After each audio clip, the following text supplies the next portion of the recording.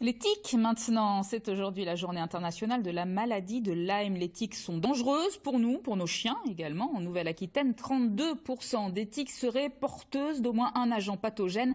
La prévention est donc primordiale. Noël Vaille, Samuel Chassaigne. Tapie dans l'ombre des prés et des bois, elle guette le passage de sa proie.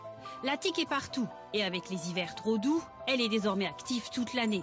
Ce parasite est porteur de nombreux virus et bactéries qui peuvent s'avérer dangereux, notamment pour nos compagnons à quatre pattes. Vous avez surtout le risque de la maladie de la pyroplasmose, celle qui est la plus répandue pour nos chiens. Les symptômes, un affaiblissement de l'animal et une coloration des urines généralement plus foncée aussi. Pour limiter les contaminations, des traitements antiparasitaires existent. Mais on peut aussi adopter quelques bons réflexes au retour des balades. Simplement, on ne va pas pouiller le chien, on va essayer de sentir s'il n'y a pas des petites aspérités qui pourraient être des tiques.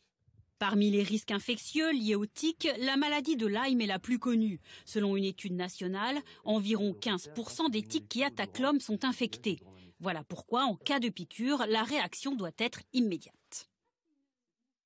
Il faut absolument enlever la tique rapidement avec un instrument qui s'appelle un tire-tique. Surtout ne pas tirer sur la tique, ne pas la manipuler avec les doigts et éviter, comme on l'a trop souvent dit, des produits avant d'essayer de retirer la tique. L'éther, ça ne fonctionne pas, l'alcool, ça ne fonctionne pas. Et consulter son médecin si il y a apparition de symptômes bizarres ou inquiétants ou qui peuvent faire penser à la maladie de Lyme.